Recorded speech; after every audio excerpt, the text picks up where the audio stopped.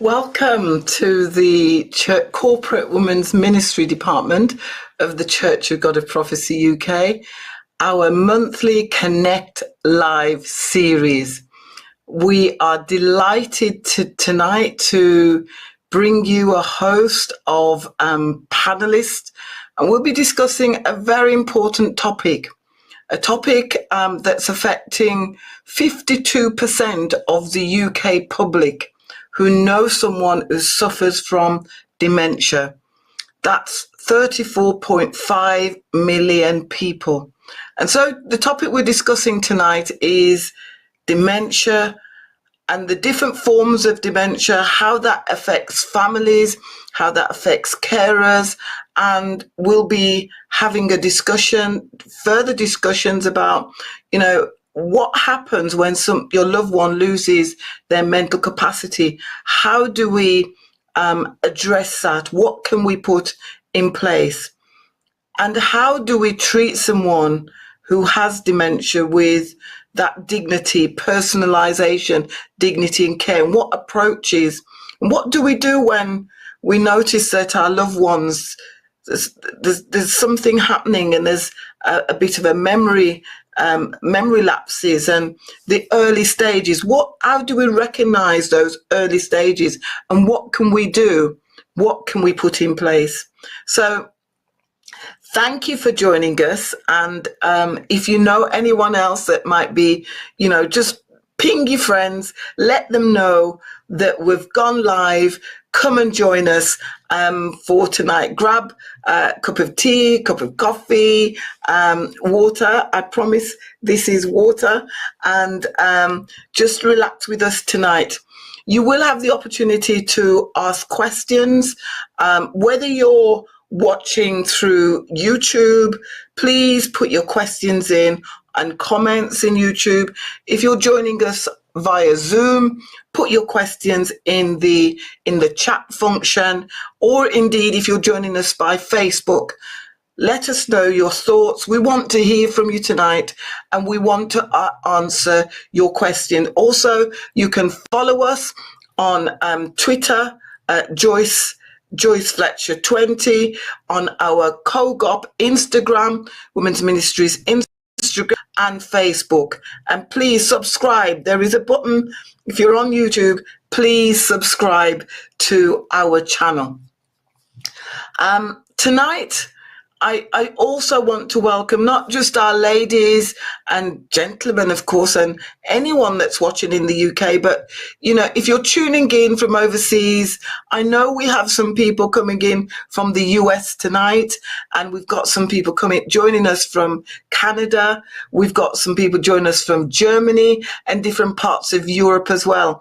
And also from Africa and the different states in Africa. So whether it's the Caribbean, the US, or whichever part of the world you're joining us, I would like to say welcome, and please enjoy and contribute as much as you can to tonight. Right. I also want to say my regular co-host, Alni Powell, is not able to join us because she's celebrating the birthdays of her grandchildren tonight. And I just want to give a shout out to her grandchildren and just to say happy birthday. I hope you've enjoyed your day, and I hope granddad and grandma have enjoyed their time with the grandchildren as well. So enjoy. But tonight I do want to introduce my co-host, who is none other than Priska. Now, Priska was the former National Women's Ministries Director for Zimbabwe. Priska, I wasn't even going to attempt to pronounce your surname. I thought I would let you pronounce your surname and introduce yourself to our Connect audience tonight. Over to you, Priska. Kingdom greetings to everyone in the whole wide world, and welcome aboard. We know we've got guests from Africa, from Europe, from the Americas. You know, this world is now a global village, so we are just in one global village. Welcome to our Connect series where we are speaking about dementia tonight. My name is Priska Nyamuka Mandiambira. I am co-hosting tonight, and I am the COGOP UK Connect lead. I have the pleasure of sitting in various Connect group, WhatsApp groups, and I can see you women are doing a fantastic job connecting, fellowship, supporting each other, uplifting each other through this Connect vision.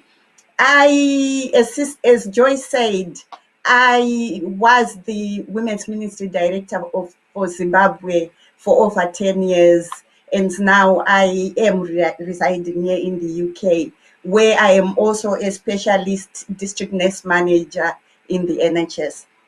So yeah, let's sit back, let's relax, let's enjoy this Connect series on dementia. Dementia is a scourge that is, you know, progressively increasing. It's touching every aspect of life. It's touching all communities. So today we are blessed. We've got specialists who are going to speak to us about dementia.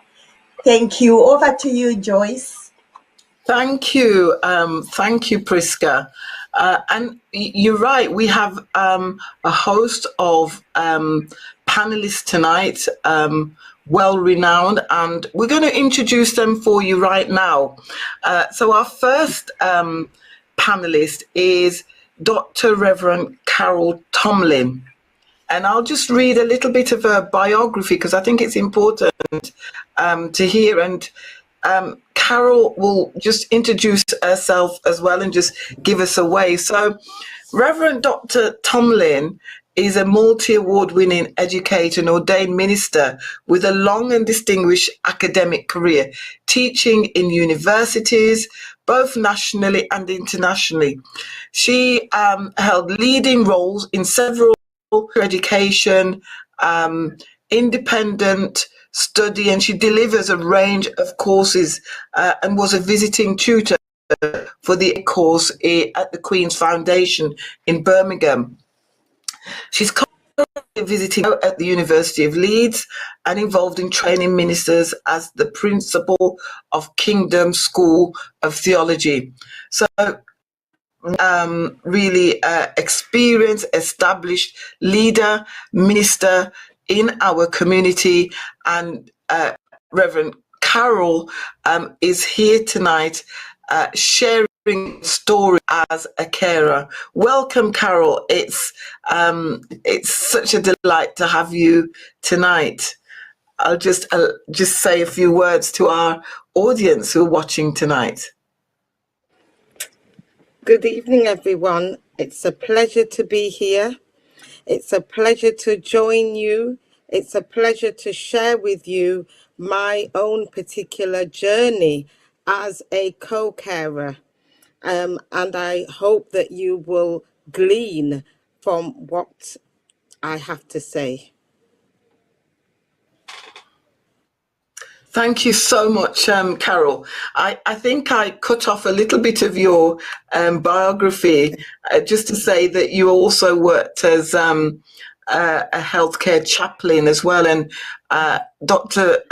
Carol is also the author of several academic publications, including a most recent book called Preach It, Understanding African Caribbean Preaching.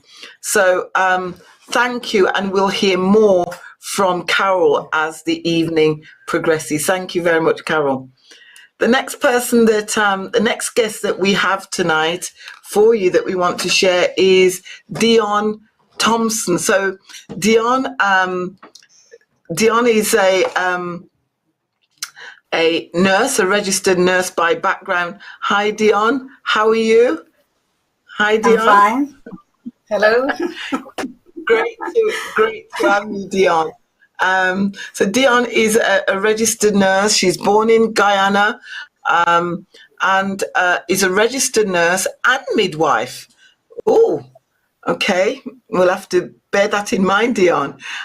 She taught at Charles Rosa School of Nursing, Chippenham Hospital, as well as she's also a OSCE examiner with Oxford Brookes University. So over the last few years, Dion has been giving presentations on dementia and is with us today in this capacity. She emphasizes that seeing the person rather than the illness is key. Now that's really, and we really look forward to hearing more about that. And Dion works as a secretary in the Church of God of Prophecy in Milksham. She's got 2 grown sons and lives with her husband, who's been providing the technical support for the presentation. Dion, please give a welcome to all of our guests who have tuned in tonight. Okay, so good evening, everyone.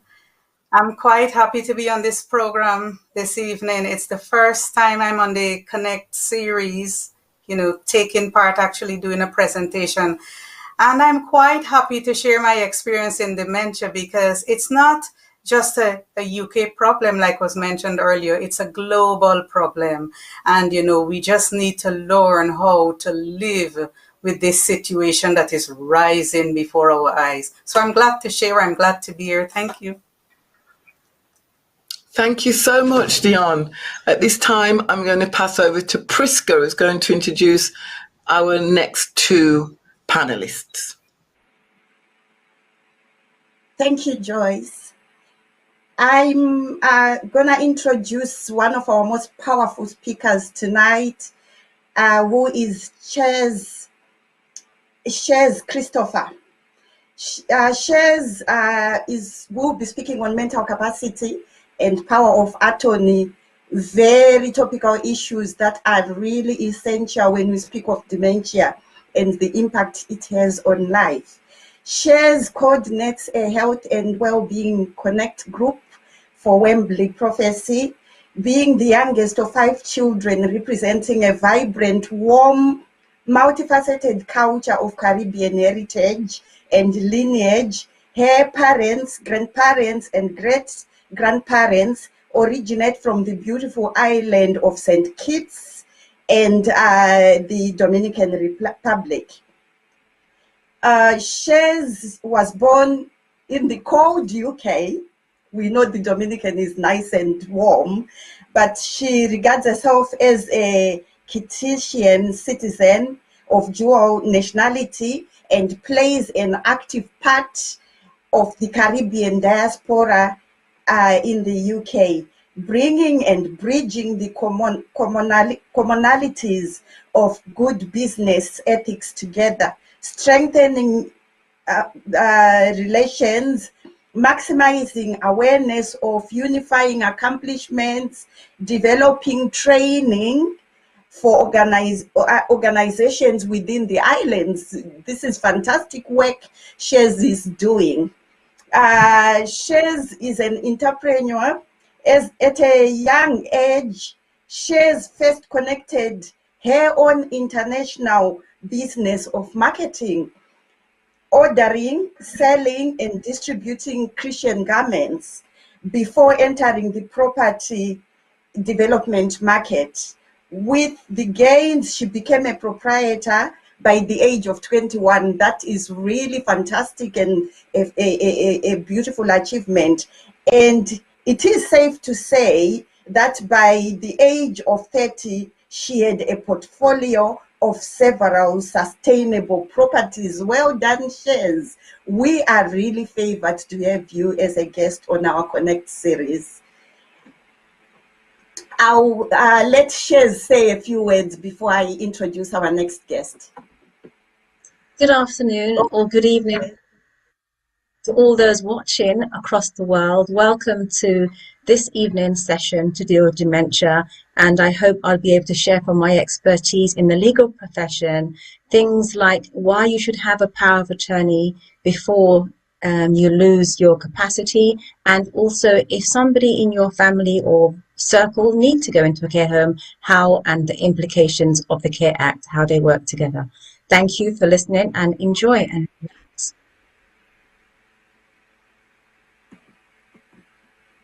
Thank you, Shez.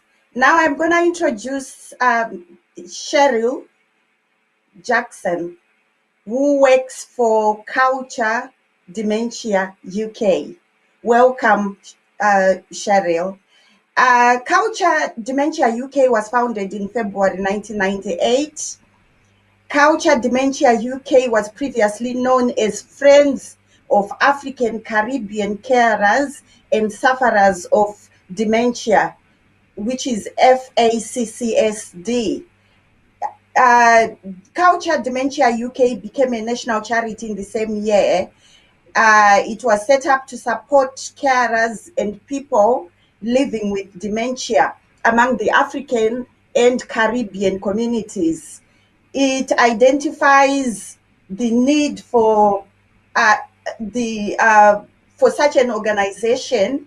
After researching, they found out that there were no other groups in the country that caters specially for the African Caribbean community of the BAME communities.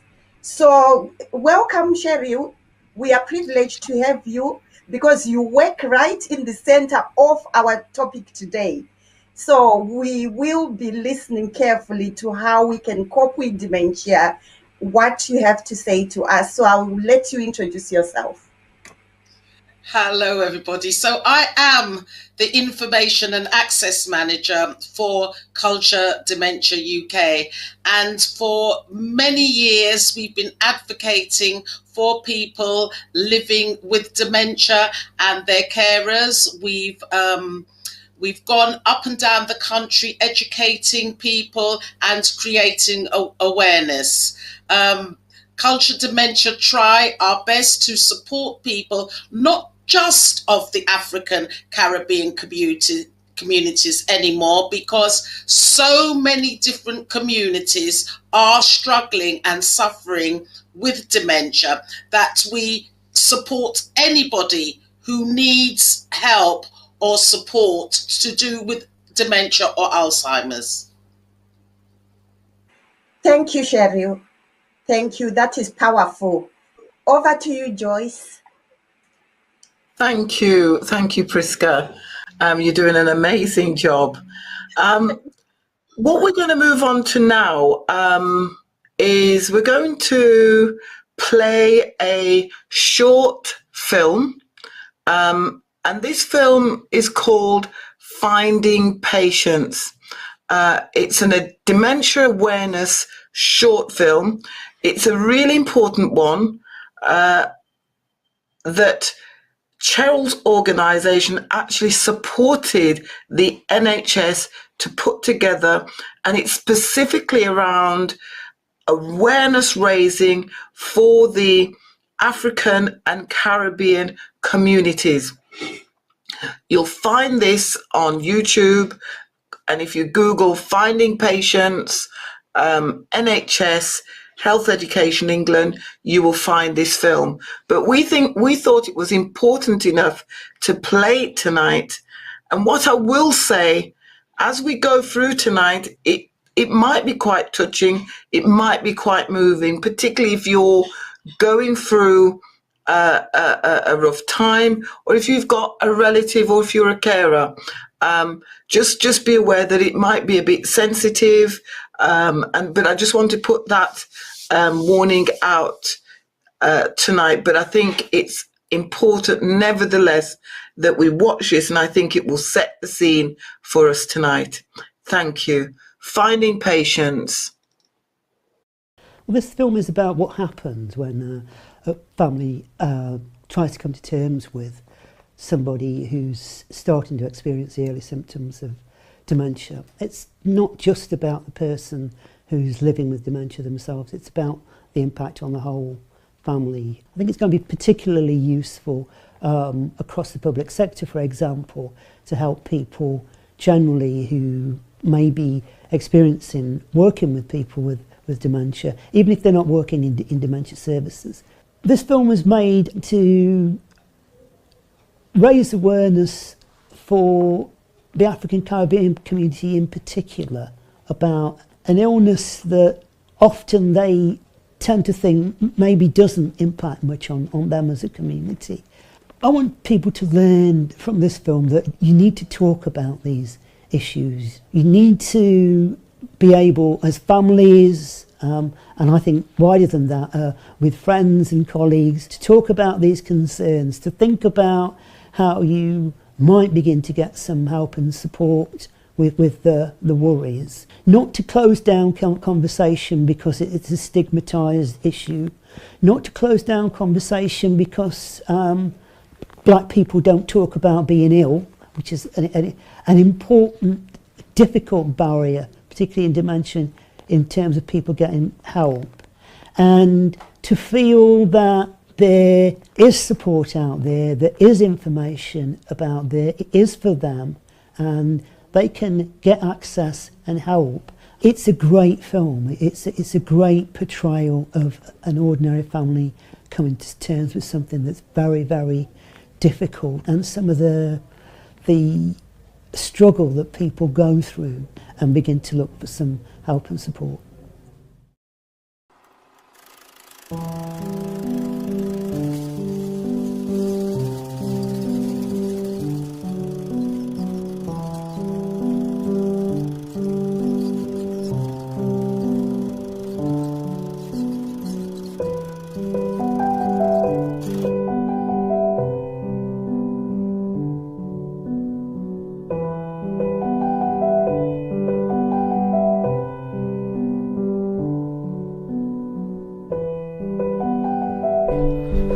Hey, Mum.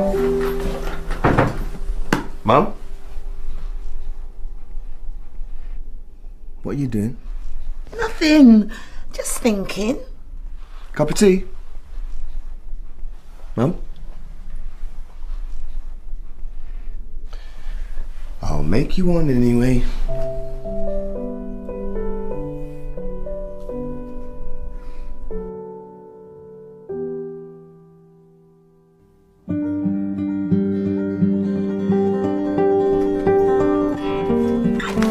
What's up, Mum? Damn thing. I can't get it to work. Calm down. Let me have it. It would help if it was the right way around. Ta-da! Surely not more strictly. I don't know how you watch this stuff.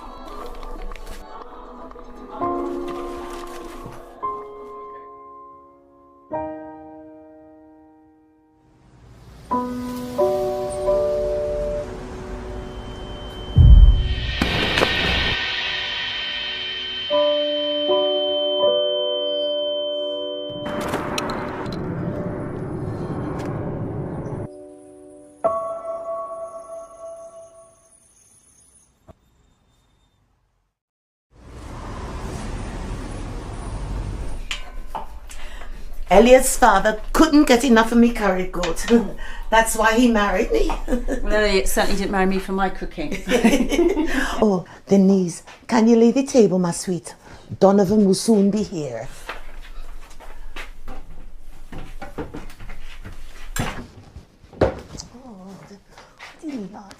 Anything I can do to help? Why did Donovan put this salt last?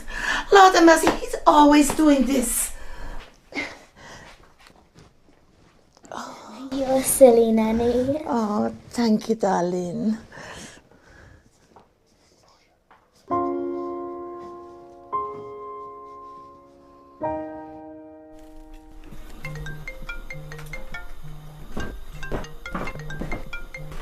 Hi, Mum. Just checking the time you're picking me up for church. As usual, Mum. 11:30. Everything all right? Yes, of course. Okay, see you soon. Love you. See you then.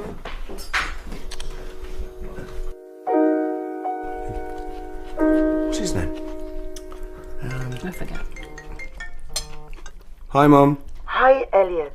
Just checking what time you're picking me up for church. As I said, Mum, 11:30. Are you all right, Mum? Of course. Sure? Silly child. See you then.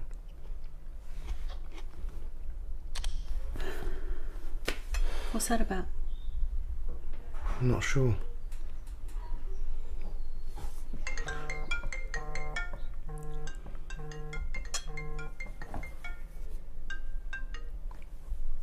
Mum?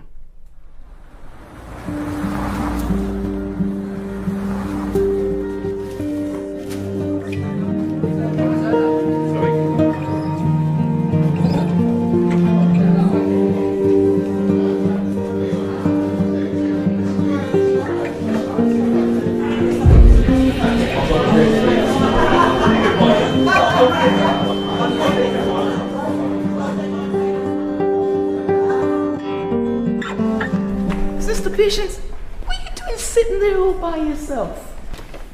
I was starting to worry about you. Sister Patience, are you okay? Oh, fine, just fine. As much as can be expected at my age. Oh, don't be soft, girl. You're still a spring chicken, just like myself. How is that sweet little thing of a granddaughter of yours? She must be at school now, mustn't she? She'd just be 18 months old. Sleeps like a dream.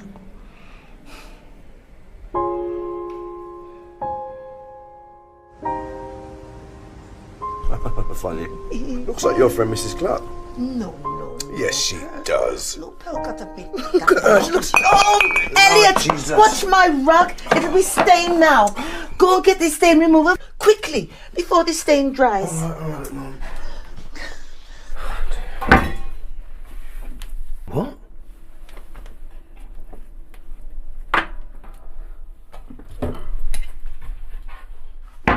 Mum? Why are there tins and tins of corned beef underneath the sink? I don't know what you're talking about. It's nothing to do with me. Must be Chantel playing a game on me. Mum. You know how the child like to play her games? Mum. Where is the stain remover? Move yourself, boy. I'll get it myself. Mum.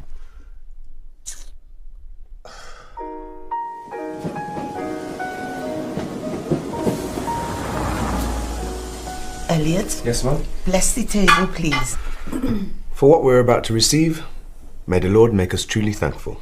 Amen. Amen. Thank you, Mum. You've outdone yourself. Oh. Quick, Denise, the planting!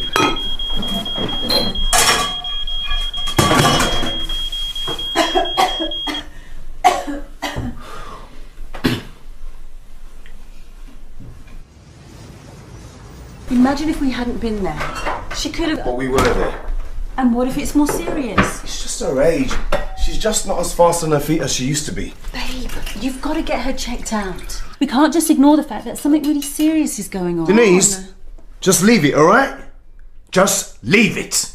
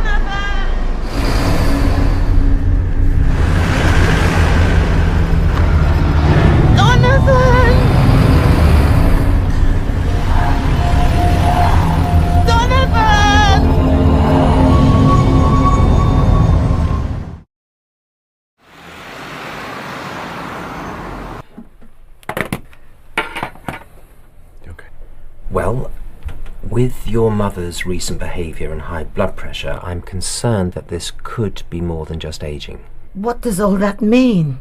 I'd like to refer you to a memory clinic. We won't know for sure until we've done some more tests, but there is a possibility that this could be early stage dementia. What? Say that again.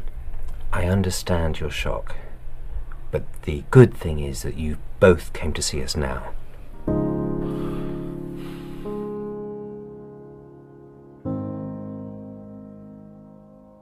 a long time since you walked through here. Yep. This is it. Mama, you'll be okay. Trust me. I'll be right here. All right? Come, let's go.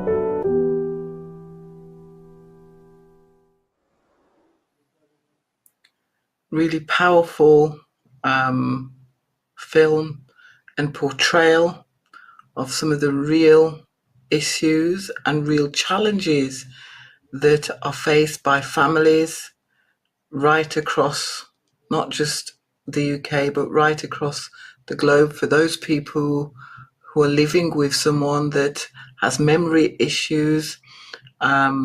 I think a really powerful film, and it's been made some years ago, but it remains very, very powerful, moving nonetheless. And I think the poignant points that were made towards the end is that, you know, people can still lead fulfilling lives, and that's our aim.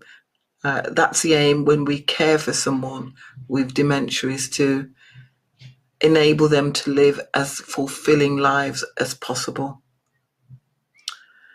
I'm not going to say much more about the film because you'll hear more reflections from our panelists, but at this time we're going to move forward to hear from our psalmist, our guest psalmist tonight, which is none other than Melanie Endicott from Germany, from our church in Germany.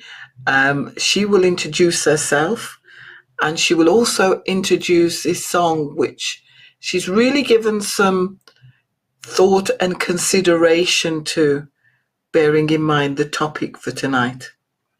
Over to Melanie. Hi, lovely ladies. In the UK, this is Melanie Endicott. I'm in Frankfurt, Germany. And Joy asked me to send a worship song.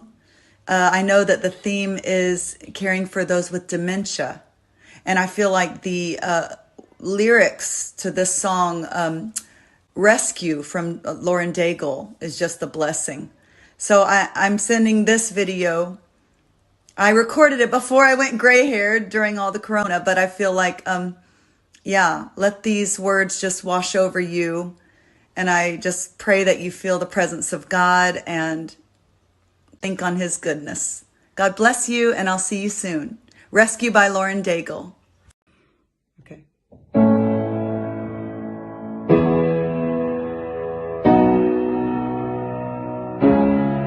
You are not hidden. There's never been a moment You were forgotten, you are not hopeless. You have been broken, your innocence stolen. I hear you whisper underneath your breath. I hear your SOS, your SOS. I will send out an army to find you in the middle of the darkest night. It's true, I will rescue you. There is no distance that cannot be covered over and over. You're not defenseless. I'll be your shelter, I'll be your armor. I hear you whisper underneath your breath. I hear your SOS, your SOS. I will send out an army to find you in the middle of the darkest night. It's true, I will rescue you. Oh, I will never stop marching to reach you in the middle of the hardest fight. It's true, I will rescue you. I hear you whisper underneath your breath. I hear you whisper, you have nothing left.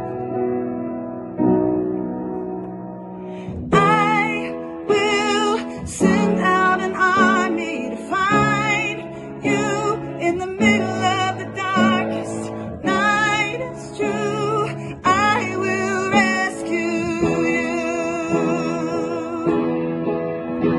Oh, I will never stop marching to reach you in the middle of the hardest fight. It's true, I will rescue you.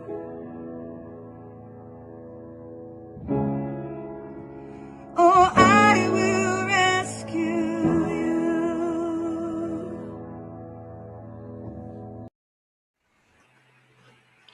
What a powerful song.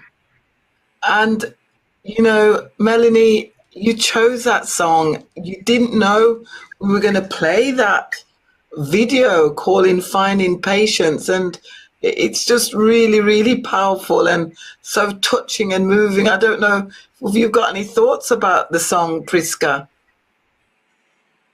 Thank you, Joyce. That was so powerful, Melanie. Thank you. That song is just so relevant to this series, Dementia. When God says, I will rescue you. When God says you are never alone. When God says you are never forgotten. You are never hopeless. You might feel as if you are broken, but God will find you. God will rescue you. God says you are not defenseless. Oh, wow, what a powerful, powerful, powerful song. The song says God hears you. He hears you whisper underneath your breath. And he rescues you in the middle of the darkest night. What a powerful, powerful song. It's very relevant. This is ministry in song, and it really ministered to me. Thank you so much, Melanie. Back to you, Joyce. Thank you. Thank you so much, Priska. I think this song has ministered to so many people out there, no matter what situation you're in, no matter the challenges that you're facing. And I know right now many carers and many people are going through so much challenges, particularly post-lockdown challenges. But the song today is saying that God will rescue you. You're not alone. You're never alone. And somewhere in that darkness, God will be there and support. And we're hoping today that even through this program today, that you'll hear something from our panelists. You'll be able to make some further connections that will make your journey lighter and easier. Thank you very much. We're going to move on now to hearing from our panelists tonight. And we are excited, first of all, to speak to Dr. Carol Tomlin, who's going to be sharing from a carer's perspective, followed then by Dion, and then Priska will introduce our other two guests. So over to Dr. Carol Tomlin at this time. Good evening, everyone. And again, that song was so poignant, and it really caused me to reflect even on my own experience and journey in terms of being a carer and what that entails. For me, the first thing I want to share is there are many things that you have to put in place when you are a carer. I actually co-care for two family members with dementia, one with vascular dementia, the other with Lewy body dementia. And I must say, I hadn't even heard of Lewy body dementia until my brother was diagnosed with it. But what I would say at this point is that it's important that you plan and that you are organized and that you are flexible, and you should be aware for any eventuality. Planning is key. If you don't plan, you will literally wear yourself out. So it's important that you plan purposefully and plan carefully. It's important as well as a carer that you contact the relevant agencies.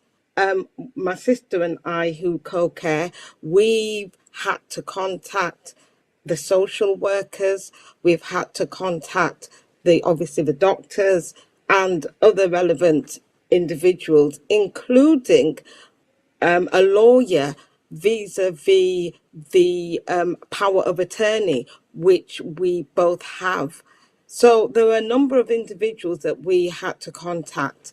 In terms of preparation, it's important that you prepare for your whole life being turned upside down as a carer. I have lived here, there, and everywhere. And when my mother got the diagnosis, because she received the diagnosis first, I remember just how I felt.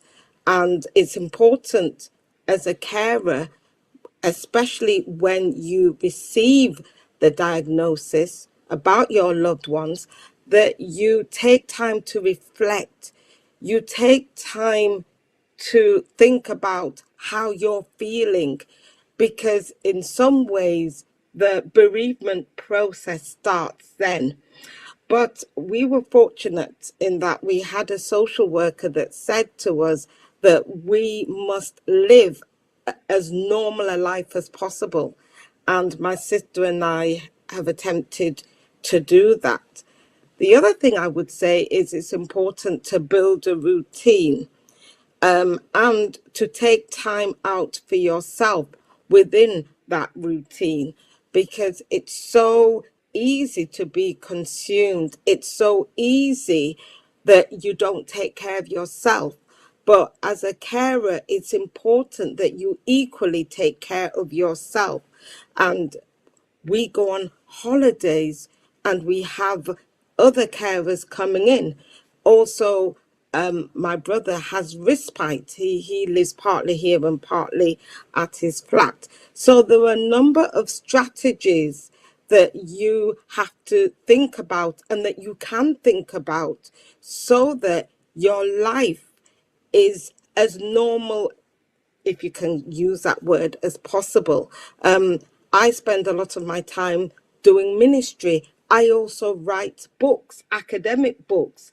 And so I have another focus: build a hobby, develop a hobby. That's extremely important. I have a hobby. One of my hobbies, those of you who know me, I enjoy baking. And that's my passion, baking, outside of the brain work and the ministry and everything else that I do. I think it's important that you build a network of friendships, people that you can share your emotions with, because you will have days where you will become frustrated. So it's important to have an individual or individuals that you can share your feelings with honestly and openly. That's really important. If you are a Christian, then obviously prayer, praying, talking, conversing to the Lord. One of the things that I do, for example, is I walk to the park, or now I've taken up running when I've got the energy. But it's important that you build a routine for yourself. It's important that you have friendships. It's important that you still have a semblance of your own life, because when you're a full-time carer, as myself and my sister, and we are to my mother, we're the primary carers, it is very extremely time consuming. And so again, it's so critical, because you have to consider your own mental and physical and emotional well-being. And so there are a number of strategies that you can implement in order to do that. One of the things that my sister and I have done recently is watching Christian movies at the weekend, because it's important to shut down. And especially now we are in the middle of a pandemic, it's important that you build that kind of recreational time and space into your life. I think it's important as well for you to take stock of your own life. When you receive the news that your loved one has dementia, it causes you, well, it caused me to reevaluate and reprioritize my life. So if your loved one has dementia or has received the diagnosis, if there is one thing that I'd like you to remember, is that it will change your life, because it changes, as we saw depicted accurately in that short film. It will change the person's life, obviously, but your life as well. Those of you who have faith, I would say that you really need to draw on the resources of your faith. If you are a Christian, draw on the resources of your faith, as well as the resources of friendships, as well as the resources of recreational activity. So there are a number of things that you can do. It's important that you become purposeful. That is extremely important. It is a journey, and when you're living with individuals or with an individual with dementia, you have to be prepared for any eventuality, because quite frankly, you don't know what's going to occur. And be prepared for your own emotions. There are times when you will feel frustrated. There are times when you will be frustrated at your loved ones because there will be a lack of understanding even on your part. So it requires great patience, a lot of patience as well, and not just patience with your loved ones, but patience with yourselves. So I think it's just so critical that you consider a number of issues beforehand, because the illness or disease progresses and progresses sometimes quite rapidly. Thankfully, I've not had that particular experience. And to be honest, sometimes, particularly with my mother, I forget that she has dementia. But when she repeats herself and becomes anxious, that's when I'm aware that she obviously has dementia. Obviously, it's perhaps different for some individuals whose parents or their loved ones don't live with them. Again, I had a parishioner, one of my members from my church. Her father was actually in a care home. And again, that was very different. And in terms of him not recognizing her on occasions, that was obviously very challenging. So I think it's slightly different when you do live with the person, and it can be a 24-hour job. Thankfully, we don't have any of our loved ones that, as we saw accurately depicted in that film, some people actually go wandering out. So different people will respond differently, but it's important that you are aware of the person that you're dealing with, the character of the individual, and also you become self-aware in terms of your own emotions, in terms of how you're feeling, in terms of how you're responding.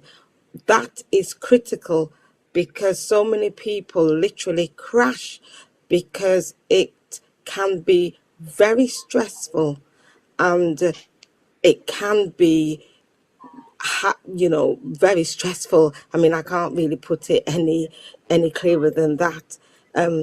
You're living in a high, if you like, eventful situation. So it's important that you take time out for yourself and connect, using the words of this particular program, that you connect with others. Thank you. Absolutely powerful.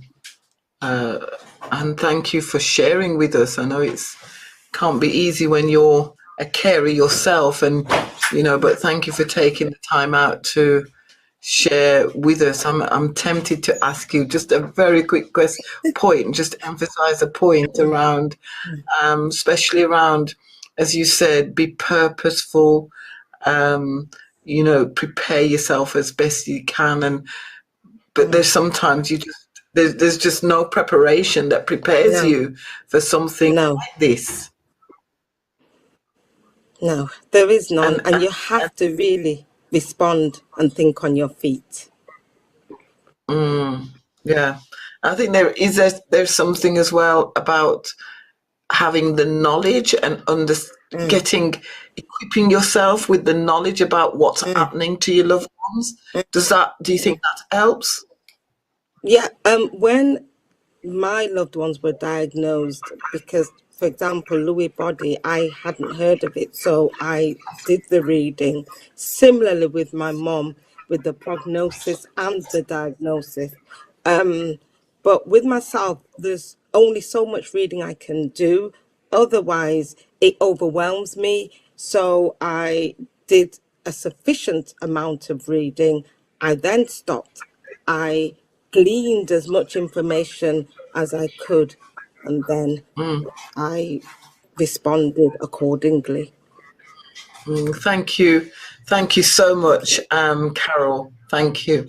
We're going to move on now to our second panelist for tonight, who is Dion Sampson. You heard from her earlier on, someone that spent over 10 years plus working with older adults and people with dementia, done specialist training in this area, and she's going to share with us now from how do we care, what sort of approaches and the types of dementias, and how we maintain that dignity of the individual.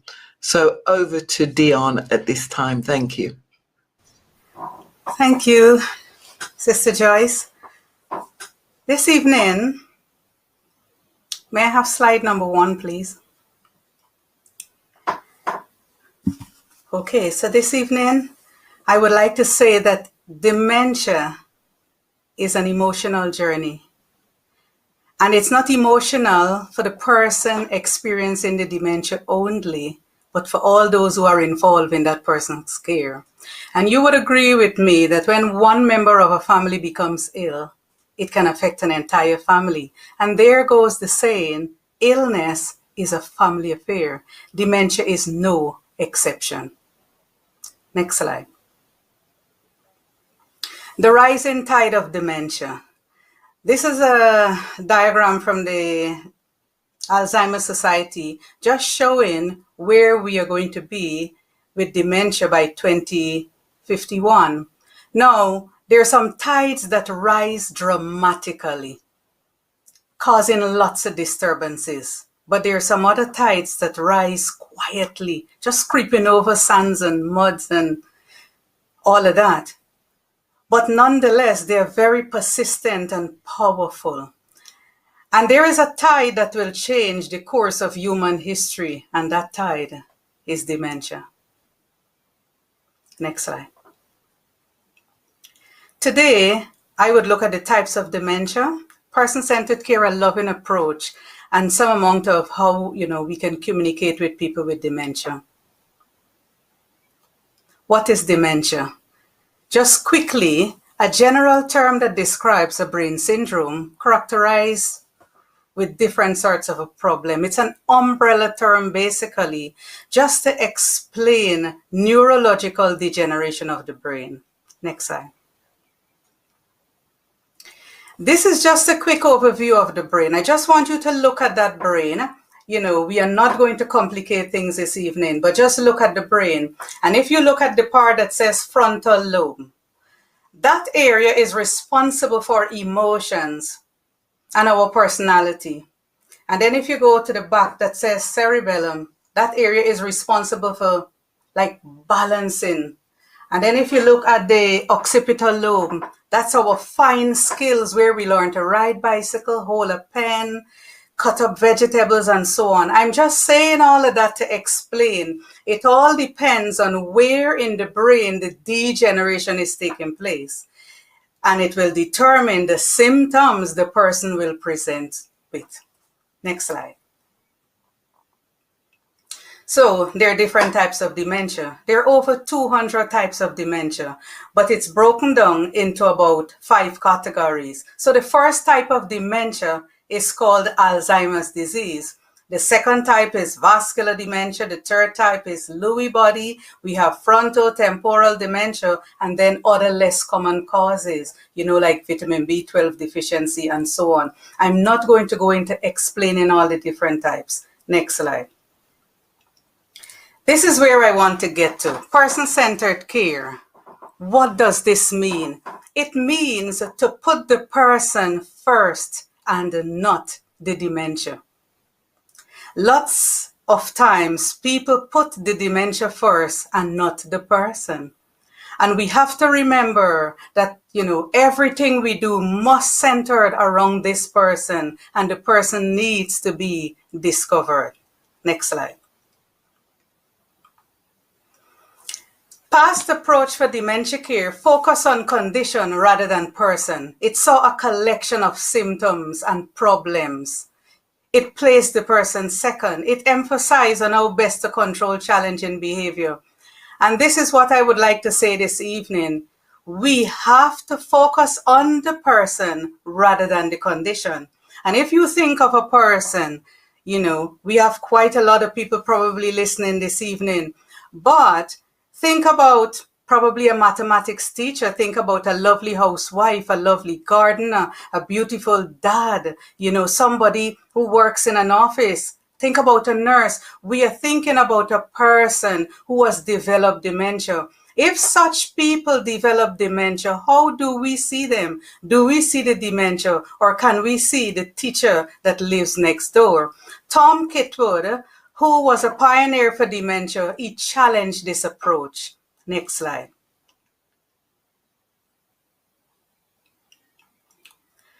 So, although Tom Kitwood is speaking, he said, although dementia is indeed as a result of some neurological impairment, discovering the person with dementia meant putting neuropathology in its place.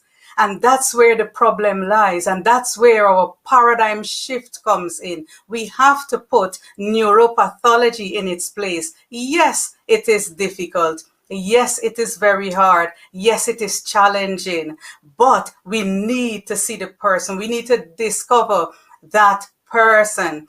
And I'm going to give you an example very soon. It says here, we are now aware that a person's experience with dementia will be based on a lot of factors. So if a person have developed dementia, their personality, their biography, their health, the neurological impairment itself, and the social psychology will all depend on how that person will experience that dementia. Next slide. Personhood. It says personhood is defined as a status or a standing that is bestowed upon one human being by others in the context of relationship and social well-being. So personhood is a product of relationship. Personhood can either be nurtured or it can be diminished. So it all depends on if a person feels valued or if a person feels depersonalized. Studies have shown that a lot of people with dementia condition deteriorate, not necessarily as a result of the disease process, but because of the way they were treated. Let's talk about malignant social psychology. You know, it exists in a culture where somebody feels diminished, objectified, infantilized, you know. When stigmatized, when people feel like this, the condition itself can deteriorate. And I like to talk about Christine Bryden. She is an author of a book called Dancing with Dementia. She danced with her dementia because her husband supported her so much.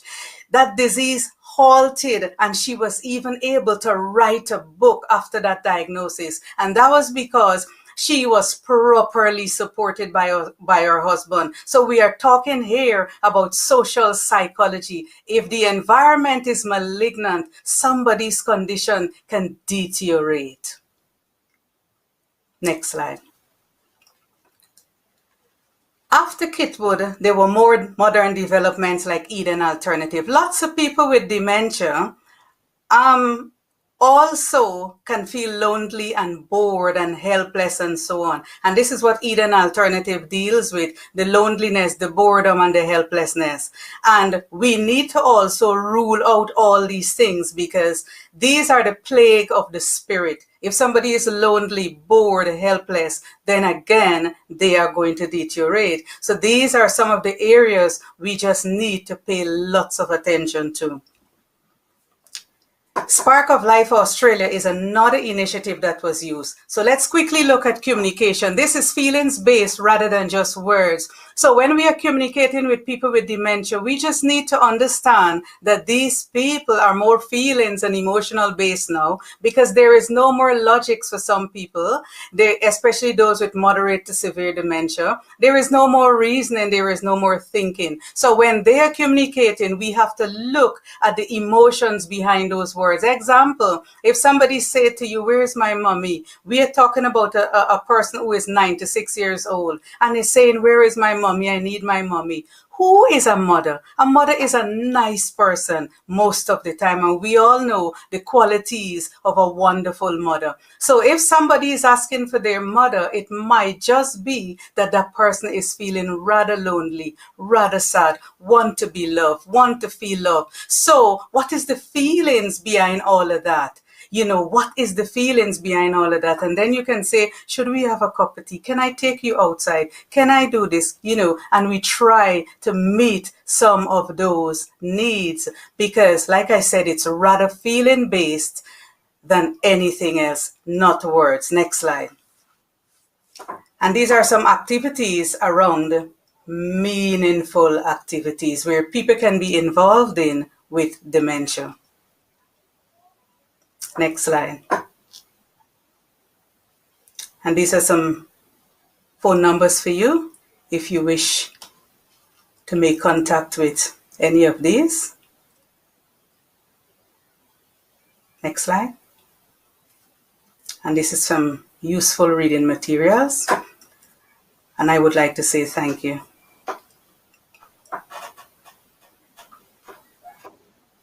Thank you so much, Dion, for that. And I think, you know, you just delivered the point really simply, you know, really understandable. We could understand. And I just love, you know, you used Tom Kitwood and, you know, just showed that approaches that we can use when caring for someone with dementia. And, you know, you mentioned if someone's asking for their mother and, you know, at a certain point, as the disease progresses, because of the lack of cognitive function, they're more on the emotion and the feeling and how we communicate. And I just think it was just really positive and to the point. Thank you so much. I'm not gonna ask any questions now. We'll come back to questions later. So thank you so much. And at this time, I'm going to hand over to Priska, who's going to introduce our next two guests. Thank you so much. Thank you, Joyce. I like that in this Connect series, we are touching every aspect of dementia and how to support people living with dementia. I like the fact that Carol spoke from a carer's perspective. She spoke of being prepared. She spoke of being purposeful and, you know, self-care. Dion spoke about the pathophysiology of dementia, and she spoke about person-centered care for people living with dementia. Now we are going on to our third guest. Shez will be speaking about the impact of the loss of mental capacity and what can be put in place legally to protect and provide the welfare and care of people living with dementia, with particular emphasis on lasting power of attorney for both health, financial, and every aspect. Over to you, Shez. Thank you for being with us. Hi, good afternoon, and thank you for everything that has been said so far. It's been really excellent, starting from the film, going all the way down to what has been said so far. And I would just like to share with you briefly from the legal perspective. First of all, before you even think about persons going into old persons' homes or nursing homes, it's always wise to plan ahead. The scripture talks about writing a vision and making it plain. So in that regard, one of the first things people should do, not at a late age in life, but is even at this age, wherever you are, is to make a will and to do a power of attorney. A power of attorney in two forms: a lasting power of attorney for your finances and also a lasting power of attorney for your health. And those documents really guide your family and those who you care about. And it says how you want to be looked after if something should happen. a lot of people are afraid to fill in those documents because they think, oh, I won't be able to manage my money, or I want my money to be managed by me. And you always can, because in those documents, they do have a restriction, and it simply says that these documents don't come to life until a specified event has happened. That event could be you've lost your mental capacity due to something like dementia or an accident or anything which you didn't plan for. So it is really, really important that people should consider taking out a power of attorney for their property and their finances, and also for their medical health. If you don't have one of these forms, or both of these forms, and something should happen, for example, dementia, and you ended up in a care home, then the challenge would be, in addition to you facing all the emotional challenges, the next set of challenge would be, well, how are you going to deal with your mother's money or your husband's money or your sister's money and their property, because you don't have the power of attorney, and it's going to be the court who has to appoint somebody from that respect. So it's worthwhile having those. But first of all, going on to my main slide, just an introduction. If pre-adventure, your person who you love has to end up in a care home, the council, this is on my first slide, the council are the guardians of the public purse. There is an automatic assumption by everybody that if you have somebody who has dementia and you cannot afford to look after them at home, that the government would look after them. Next slide, please. Whereas the government are willing to look after your family, but they want to make sure that you don't have, or that you do have, if you have sufficient funds, they'll say, well, we'll look after your family, but you have to pay. But if you don't have sufficient funds, we will pay. So there's going to be quite a lengthy process that they will go through, and it is quite traumatic because you're already dealing with a loved one who no longer can remember things, the trauma of having to have carers at home, or having to deal with the impact of how they are now. Now, on top of that, you're going to have the financial impact as well. So the council, next slide, please. What the council will be doing is saying, okay, we will look after your loved ones in a care home. And the threshold under which you won't have to pay is if you have 23,250. So if their capital or their property or their finances are below 23,250, then it's highly likely that the council will say, we will afford the care for you in one of our homes, and we may ask you just for a contribution. If their capital and funds are below 14,000, the chances are that everything will be absolutely free. Next slide, please. Okay. When the council are making a consideration as to whether they are going to fund the care, they do look into your finances really, really, really carefully. And the reason they look into your finances is because many people, how can I put it? Some people decide to get rid of their capital, get rid of their finances, shift it here or shift it there, and then come to the council and say, we don't have much money. But the council, being the guardian of the public purse, will look into every single aspect. And there are clear grounds and clear rules under which the council must fund your care for dementia if you're not entitled to continuing healthcare. And these are what they call mandatory grounds. And the rules are very clear and they cannot be got around. First of all, you go into a home and they will give you 12 weeks free of charge. And that's really to adapt and to get used to what's about to happen. They must also disregard any property that you have lived in if you still have relatives who live in that property. And those relatives are qualifying relatives, i.e. they should be over the age of 60, and or they could be on some kind of benefits or incapacitated in some way. As long as those things happen, then they won't take into consideration your own property or the property of your parents, and they won't want to put a charge on your parents' house and say that they have to pay for their own care. Also, if the person occupies a property as their own home, and if the carer occupies a property as their main and own home, again, they will disregard the property and that won't become subject to paying for the care fees. Okay, next slide, please.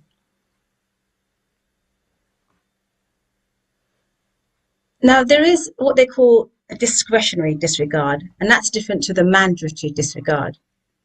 And the councils don't have to apply these, but they can.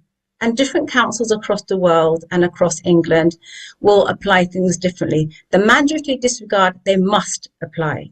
These ones are at their discretion, and it's really up to the family to convince the local authorities why they should apply these discretionary disregards and why, for example, your family's home or your parents' home or your siblings' home shouldn't be used to cover their medical cost.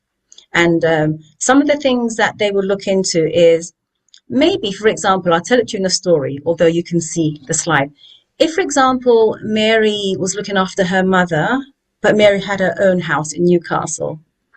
And then as Mary's mother at home with dementia was getting a little bit worse, Mary decided to move into her mother's house. She sold her own house and she moved in with her mother for the last 2-3 years, and she has been at her mum's house.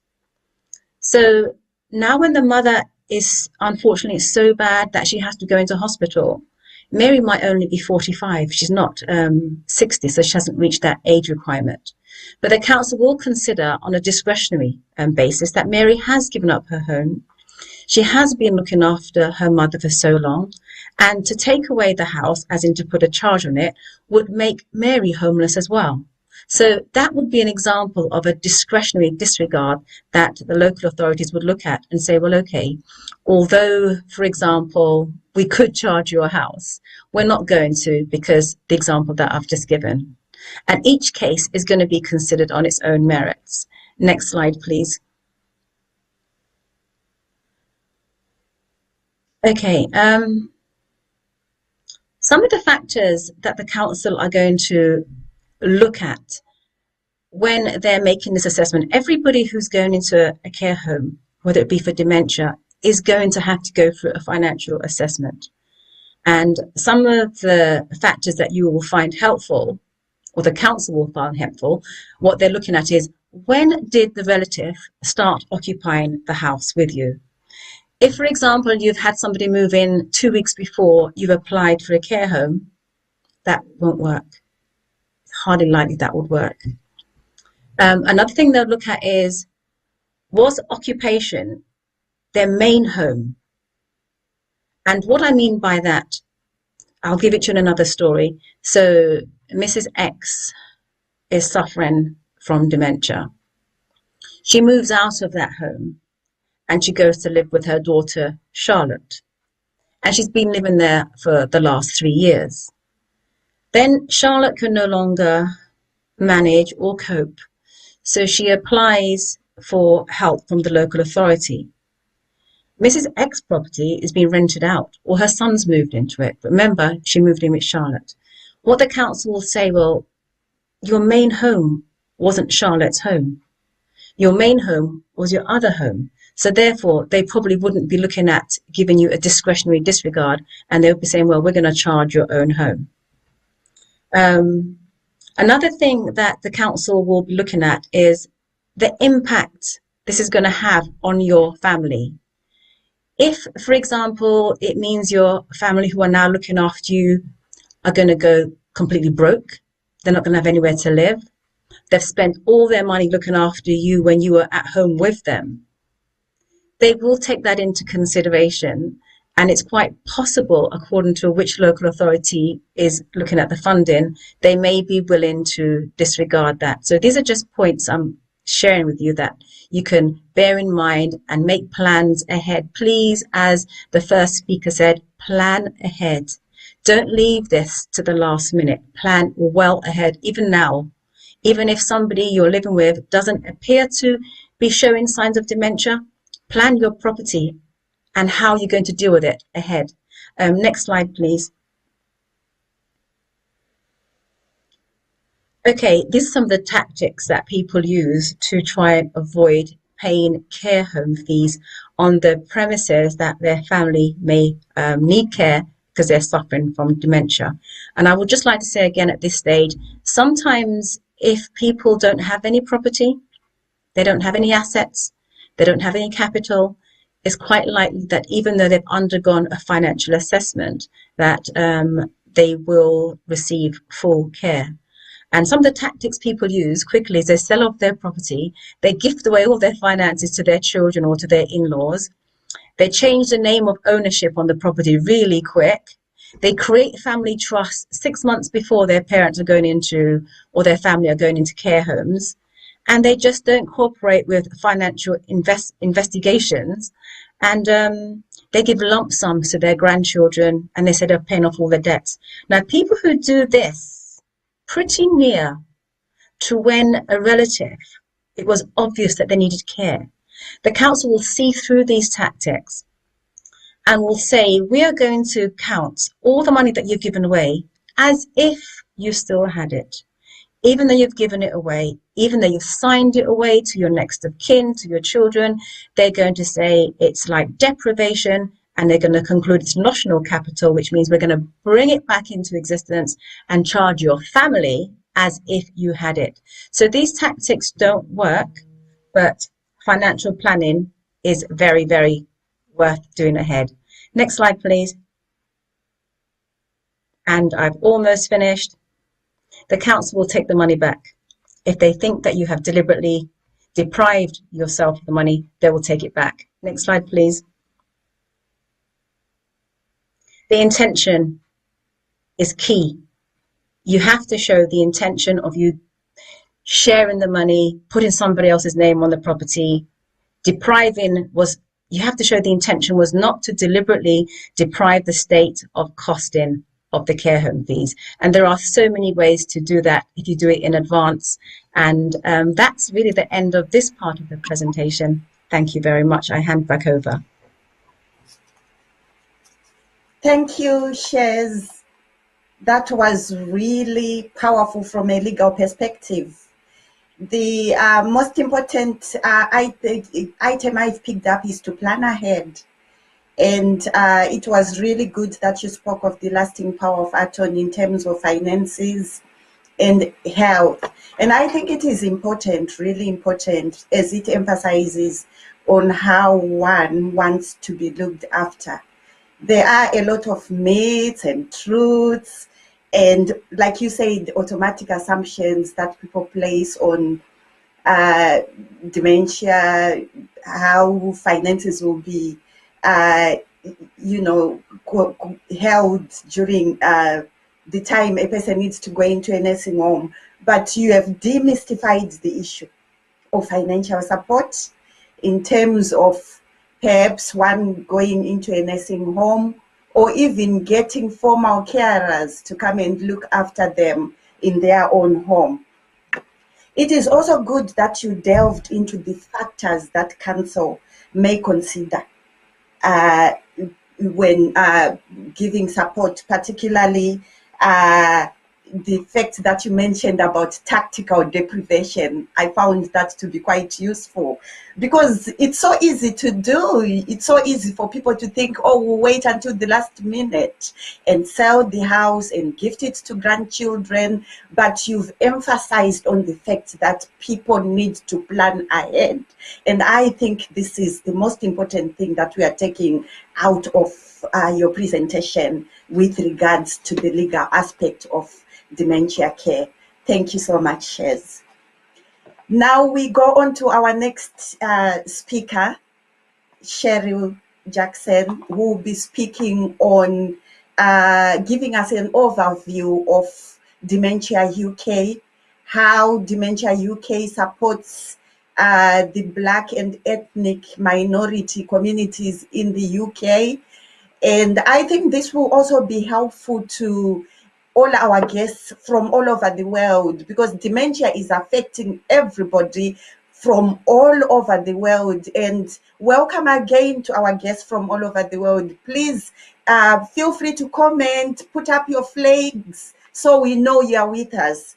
So I'll give this time to Cheryl to speak about Dementia UK and to signpost us to all the relevant services that we can use. I'm sure there is dementia in the churches. Local pastors, need to know what to look out for, how to support church members living with dementia. So I think your presentation will be very, very essential and important. Over to you, Cheryl.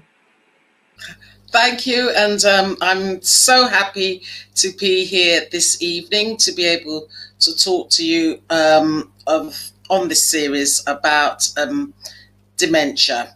Now, dementia is a thing within the community that a lot of people in the BMA communities don't sometimes get that support that they need.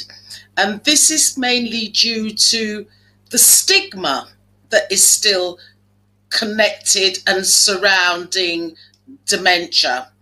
A lot of the times, families, they get embarrassed. They don't want other people to know that they're struggling or they're suffering. We normally say they suffer behind closed doors. Still within the African communities and the Caribbean communities, it's still felt that, look, you've done something wrong, or you've come from a bad family, or don't get involved with those people because they're mad. You're mad, you're bad. And they're not understanding that this has got nothing to do with being ungodly, nothing to do with being sinful.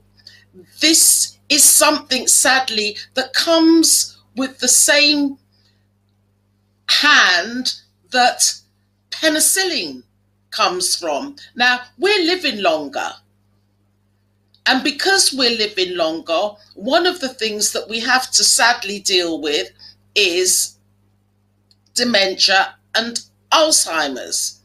Now, I want to go a bit further backwards before we even get to dementia, especially within the African, Caribbean, and South Asian communities.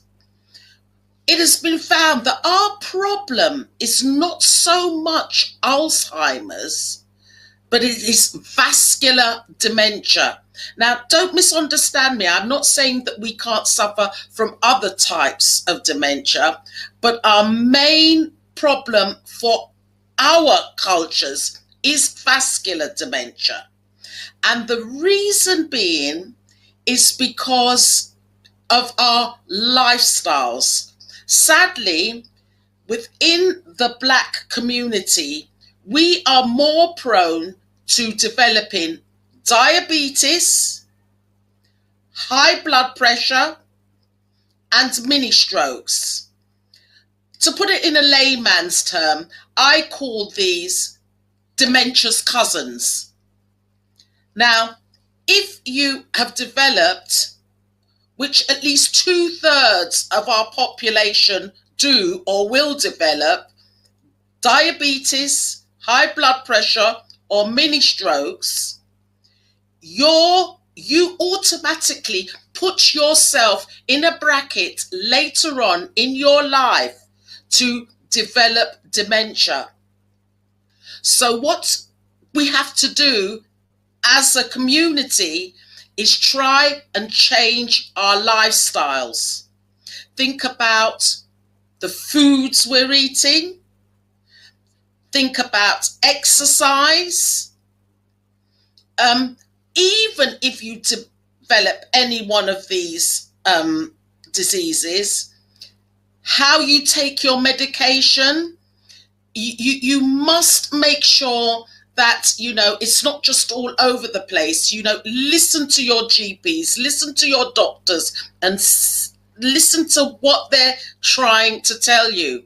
Because the problem you have is if you don't control these diseases and you get that fluctuation, this is the time when blood to your blood vessels get cut off and can lead to what we call mini strokes. Now, every time you have a mini stroke, that means you damage a blood vessel in your brain, or you kill that blood vessel in the brain. And this is what we refer to as vascular dementia. So, as I said, this all starts a lot earlier than dementia. We need to, as a community, to avoid even putting or getting in that bracket to potentially put us in that box to develop dementia later on in life. Carol said when she spoke to us that, you know, patience, we need patience when dealing with people with dementia. Now, I'd like to even take that even further. You know, when you become a carer looking after people with dementia, you can go through so many emotions, and some of us get angry. I mean, really angry at the situation that we're in. This is something that, you know, you might feel bad with yourself, but it's quite normal to experience all different types of emotions. You know, one thing about having to look after somebody with dementia, it can take up your whole life. And if you're not careful, you might find that you even become ill yourself.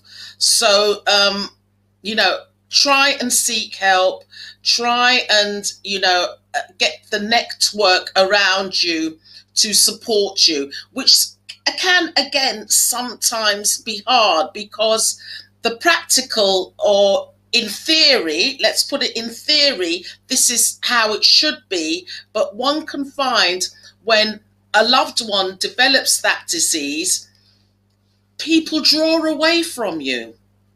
So you yourself become very isolated trying to care and look after somebody with dementia.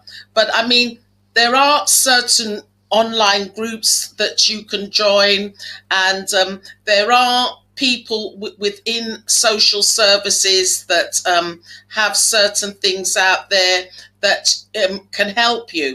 But, you know, by any means of the stroke, looking after somebody with dementia can change your life. It is life changing. And it can be the middle of the night when somebody's sundowning and they refuse to go to sleep, and you don't know what to do anymore, that you just want to talk to somebody at the other end of the phone and there's nobody there to talk to. Culture Dementia have what we call a helpline. This runs 24 hours a day, and if you feel like you need somebody to talk to, if you feel like you need help, you know, you're always welcome to phone us, and there'll be a friendly voice at the other end of the line to support you. What can I say about dementia? Dementia is one of the most cruelest, degrading things that a family can be involved in, especially if it's one of your loved ones. It's almost like you die twice.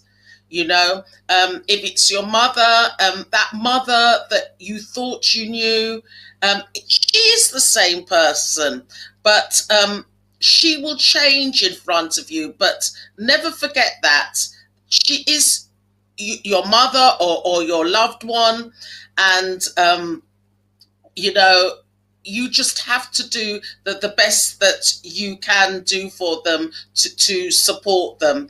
Now, sometimes when you're looking after someone with dementia, how can I explain this? It is hard for you to live your own life, and you also become very resentful. You have to try to do the best that you can and seek support yourself, because you can't do it alone.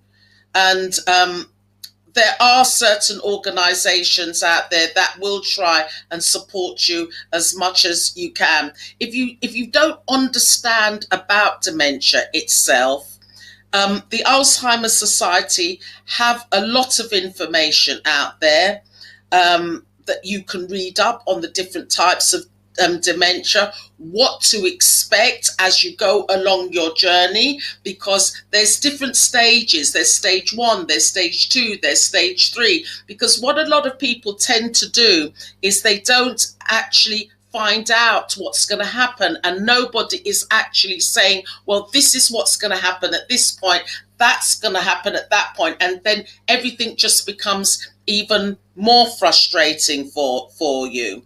So please read up about dementia. There's also an organization called DAS. There's a lot of resources on their website, especially pertaining to the BAME communities. So again, it gives you an idea of what your journey will entail.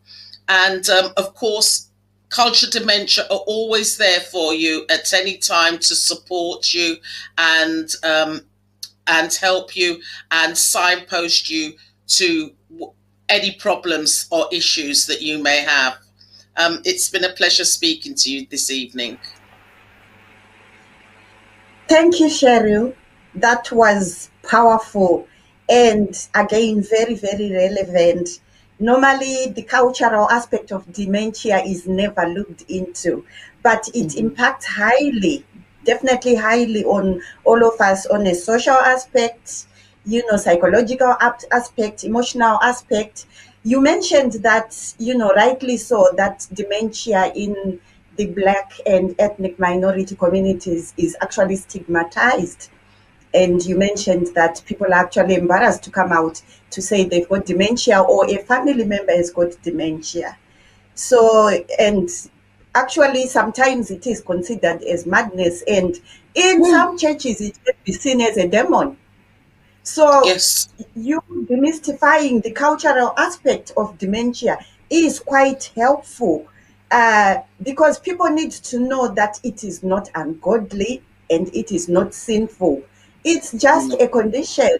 You mentioned something that was really, powerful, that, dementia has its cousins, which relate to partly our lifestyle, where we get diabetes, we get hypertension, and we get strokes.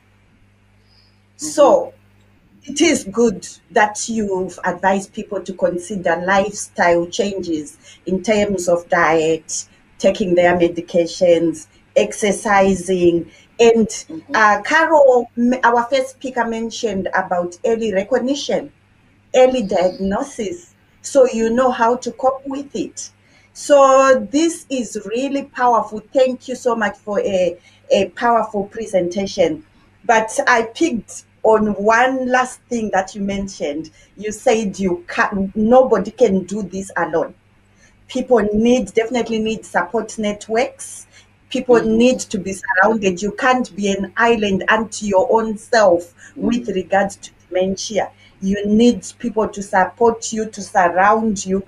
And in Prophecy Kogop UK Women's Ministry, we have connect groups. Perhaps this is, an opportunity for a local church to, form a connect group on dementia and how to support our church members with dementia. And you also mentioned there are online resources that our pastors and church leaders can actually go into. Dementia UK is easy to access online. Just type Dementia UK in your browser and all the resources will come up. Thank you so much. That was so powerful. Back to you, Joyce. Thank you so much, Priska. You're born for this. Absolutely fantastic co-host for tonight. Absolutely fantastic. Thank you. I'm just mindful that the time has just flown away from us, and we do want to get a few questions in the next 10, 15 minutes that we have, and we do have some questions, but I just wanted to make sure that we don't lose. You got 2 questions from the audience for our panelists, so if we can bring all our panelists back, that'd be absolutely great. One of the questions, and then we'll go, Priska will then ask some other questions, but one of the questions is about lifestyle and what sort of diets people should be on. And I know that we could take all night talking about that, but we won't be able to do that. And the second question was about how can people actually prepare themselves financially. So one on lifestyle and one on what do they need to do practically to actually get going with the financial preparation. Yeah. Okay. Lifestyle.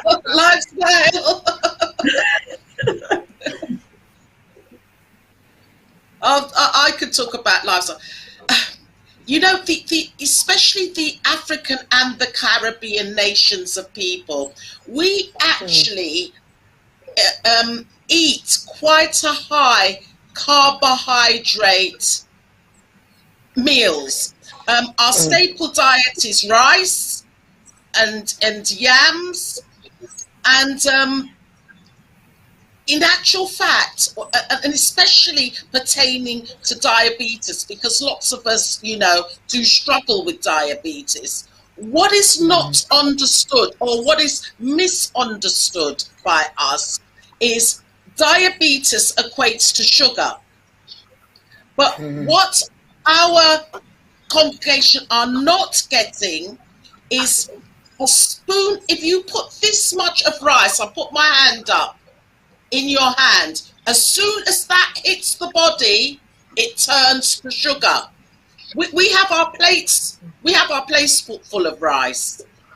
We have to change the way we eat. More veg, more protein, less carbohydrates. Because if we don't change the structure of the way we eat, this is why we're not in warm countries, maybe where we can burn it up and we're walking up and down the mountainside or everything. We're quite sedentary, and this is the problem. We're not able to burn that. So when it hits our bodies, we're just sitting there, and hey presto, before you know it, a couple of years time, diabetes, sir. So again, these are things that we have to change. Thank you so much. I think we could do a whole program just on diet, healthy eating, and maybe we have to come back to that. And just the one on the finance, and then Priska, I'm going to ask you to ask one of the other questions that we've got prepared. That someone asked, where do they start? You know, if you're going to make a preparation, where do they start practically? Rashez, I think this question's yours. I think that in relation to where do you start making your plans from now. There is nothing wrong with having a power of attorney over the finances of any senior member of your family, and also over the health and their well-being. Why it's important to have that now, and this is before anything, before any signs of early diagnosis, and we have to plan ahead, is because just like people make wills to say how they want their estate to be distributed after they've gone, if anything could happen to you, not just dementia, you could just wake up one day and your head hurts, you rush to the hospital, brain tumor, car accident. And if you want people to be able to say, people that you trust, to be able to take care of your finances, as in to take care of your medical bills, how your home is going to be distributed. You have to have these things in place. If you wait until somebody may be displaying signs of dementia, and then you said, okay, I'm going to do a power of attorney for their finances and over their health and welfare so I can see what medication they're going to be having, it might be too late, because somebody may assess them as not having capacity. And then what will happen? The court will appoint somebody to be in control over your parents' finances or your family's finances and their health and well-being, what medication they take. And whoever the court appoints, every time they act, they're going to charge. Every single time they make a decision for your family, they will be charging you. So it's better to have this in place in advance. And what other financial preparations you can make? Again, I'm going to say this loosely. There is nothing wrong at this stage, before any kind of symptoms happen. They may never happen. Put somebody else's name on your property. Do it way in advance. If you're going to make family trusts, do it way in advance before somebody is even diagnosed with any challenge.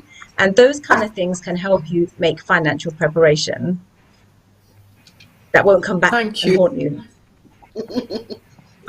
Thank you so much, Shay. So I think there is something, though, about the African and Black communities in particular.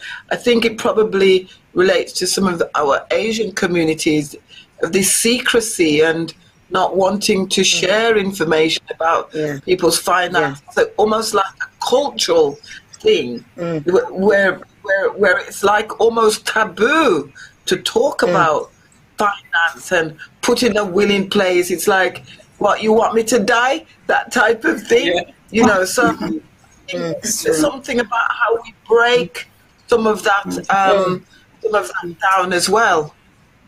Sister Joyce, can I just say, you know, people are under a myth about lasting power of attorneys, whether it be for finance and health. They actually don't kick in until you lose capacity. When you, as the donor, make the lasting power of attorney, you say when it kicks in. So no one has to know anything about your finances until something happens. So people think that the minute you sign that somebody's going to be in your business. No, they won't be able to touch your finances, to look at your finances until. So that's an important point to make. Thank you. I think Priska's got a question for... Thank you, Joyce. I'm going to direct this question to Cheryl. And it's a two-part question. I'll, say it quickly. So if one is a carer and they are really struggling, do you offer out-of-hours services? And how best would you signpost to relevant helpful services, seeing most people actually do not have access to online resources? Do you have anything in place that we can use? Culture dementia per se. Culture dementia per se do not offer any out of hours services, bar the telephone. We have an emergency telephone number that one can phone. That actually is 0800 018 8682.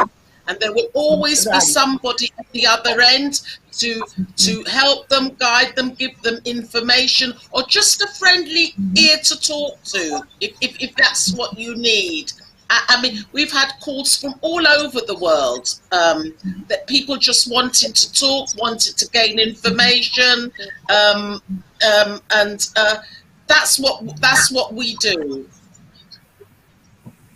Lovely. Thank you so much. That's so helpful. My last question is, how can we be more equipped as a church organization to support our leaders in supporting church members living with dementia, or community members, living with dementia, including their carers?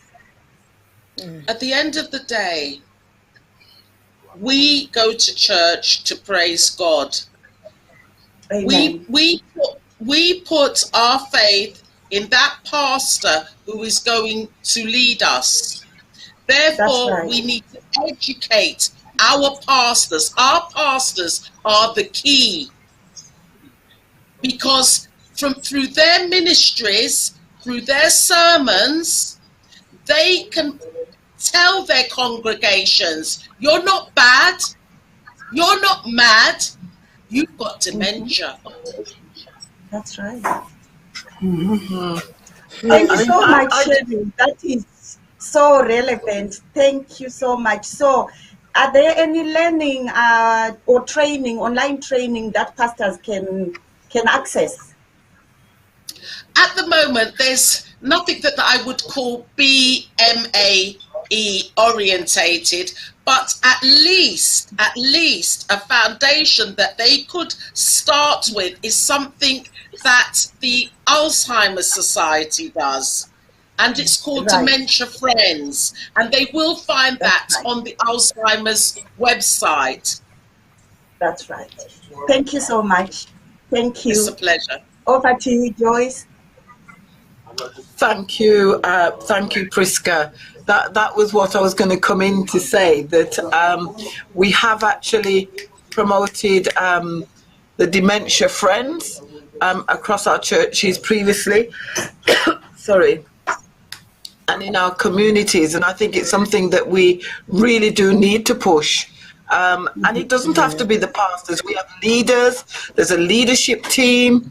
We have women ministry leaders. We have, and I think we really do need to make that information available. And it really is. It's a short training pack. And it's just information, just getting some information about and raising awareness about dementia.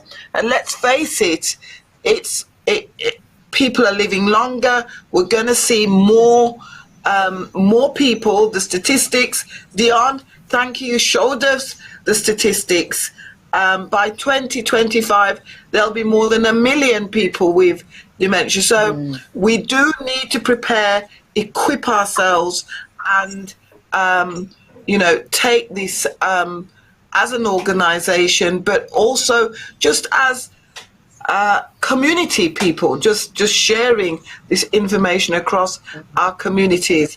I think we've probably got time for a couple more questions, and I'd like to direct one to Carol. At least you're not going to get away without a question. One to Carol, and certainly one to Dion. So, Carol, I mean, thank you for sharing what you shared as a carer. And one of the points we made, you mentioned that actually from the diagnosis, it's almost like you experience a bereavement, a loss. What would you encourage, carers? How do they deal with that? Because that must be really emotionally and psychologically quite difficult to come to terms with. Yeah. That is an excellent question. I think a lot depends on your own personality and your own coping strategy. My personality is one where I feel whatever I'm feeling immediately. So I tend not to have a delayed reaction. So when I had the diagnosis for my mom, which was the first one, I remember I was living in Birmingham and I came to Leeds, where I'm living now, my mom lives. And I remember going back and being in my bed and just weeping because I was aware of the ramification. Because when you're the child, no matter how old you are, you're that person's child, you almost see your parents as being eternal. you don't think of them Yes. one day passing. And so that realization hit me quite forcefully. And then because I'm living with my mom and my brother, there are times I think about it, because that's the reality. And so I suppose that's my way of preparing myself. And on top of that, I have to minister because I'm also a leader of a church. So, but I'm very much aware of my own feelings, my own emotions, and cognitively making sense of the experience and the situation. Nothing prepares you for it, nothing.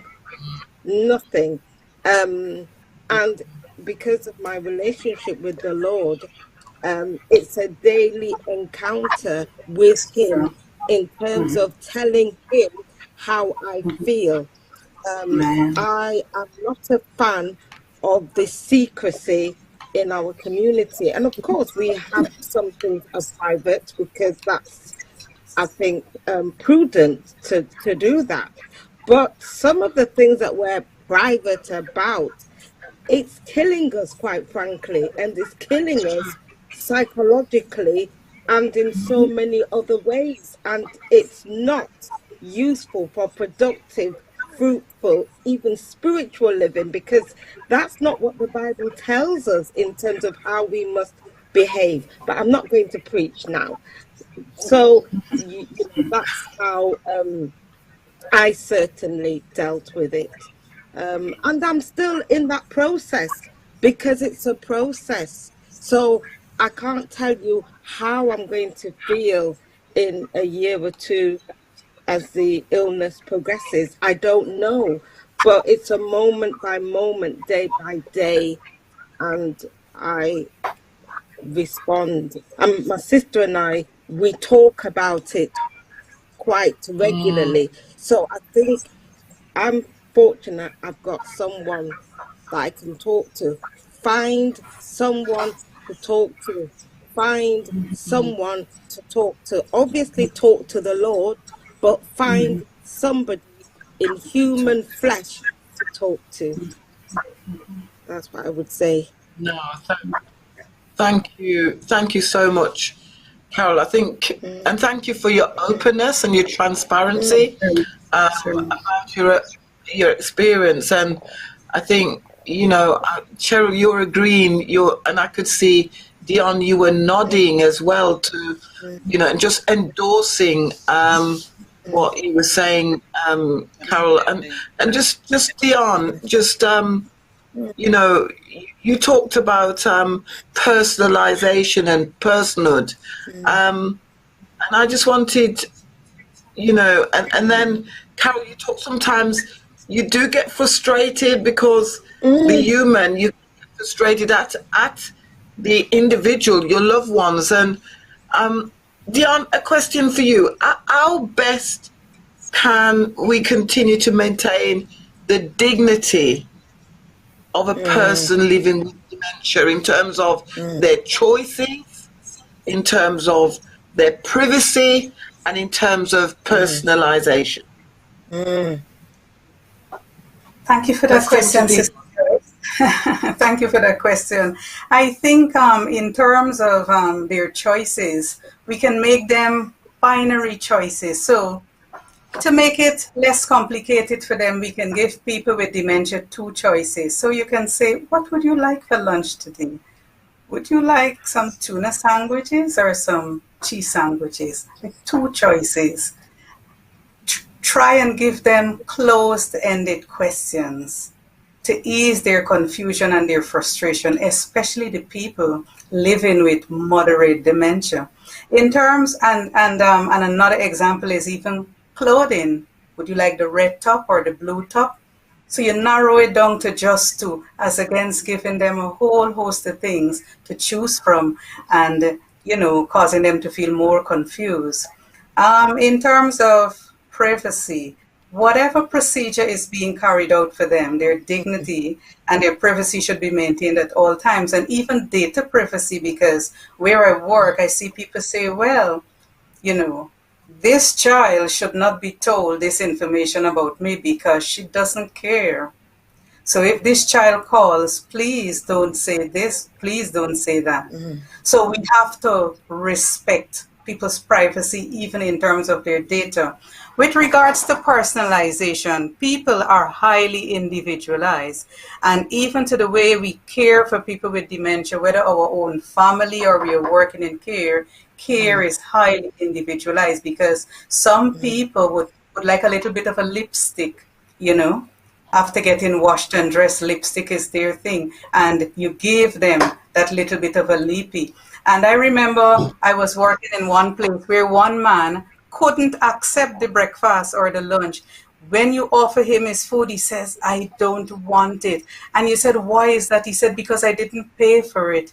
I didn't pay for that. And you try to explain to him that it was paid for and you don't have to pay for this. This is free. But he would never take it. So what did we do? We had to print some money for him and then give him his food. And then he was able to pay. So that was a highly individualized something, because, you know, it wasn't trickery, but it was to bring him some peace and to bring him some comfort. He probably used to be the kind of a person that paid for everything and probably, you know, wasn't given anything free or some sort. I don't know where he was coming from with that. But we printed some money. We were able to give him that money. And he was able to pay for this food. And that was only because we did not want his nutritional status to drop in any way. So we had to come up with ways and means of helping him. So care is always going to be highly, highly, highly individualized from person to person.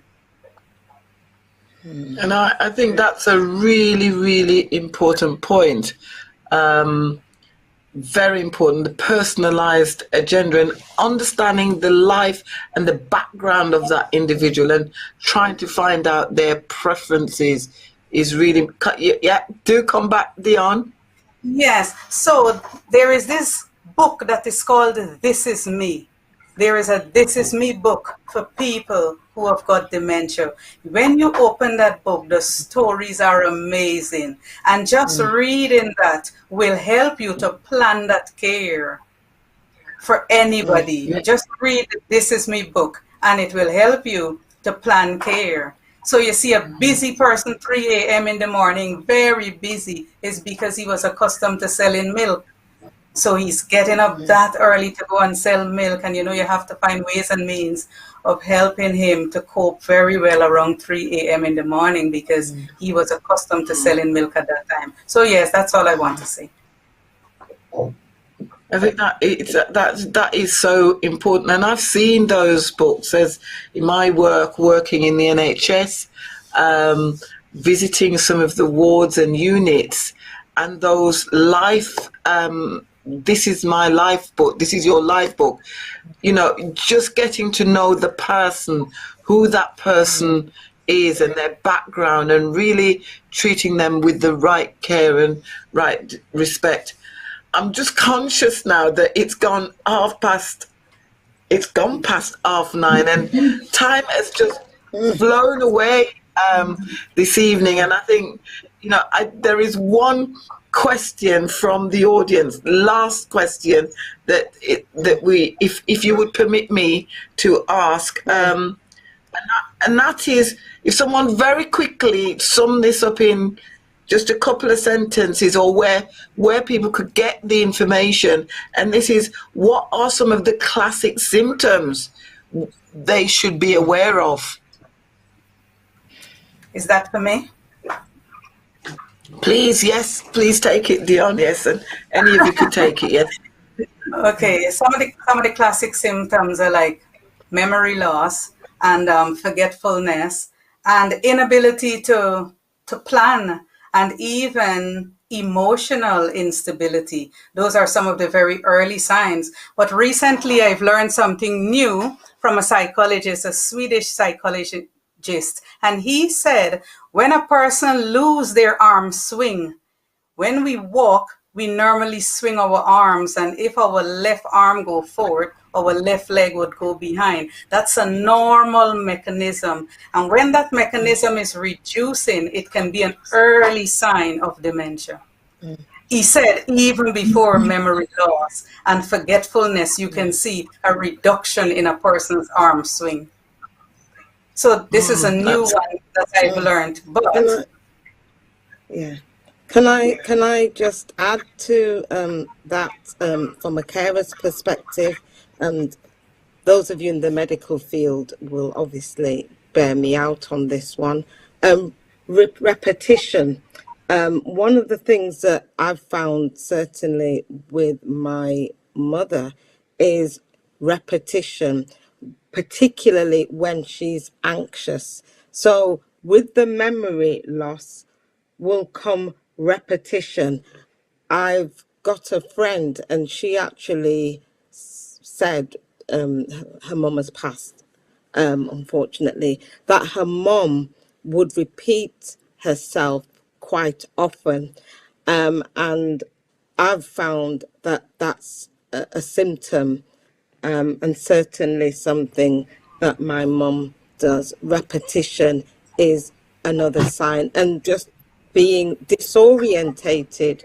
At the early stage, my mother went to town, and when she went to the town centre, she said to my sister that she didn't know where she was, and we could see her spatial awareness seemed to be impaired. So that was another sign, and that was before her memory loss, which was progressive. And sometimes you're not sure whether it's age or the onset of dementia. I would actually like to say at this point that if these things are happening, if you're experiencing these things, the repetitive behavior, memory loss, anything like that, I mean, it might not necessarily be dementia, because there's other things that mimic dementia, like a simple urine infection that can mimic dementia. Depression can mimic dementia. So first and foremost, one has to get to their GP to get a proper diagnosis, because it could still be any number of things.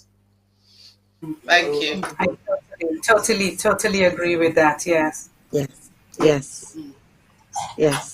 Right. Yes. Thank you so much. Priska, have you got any last words for the panel before we close?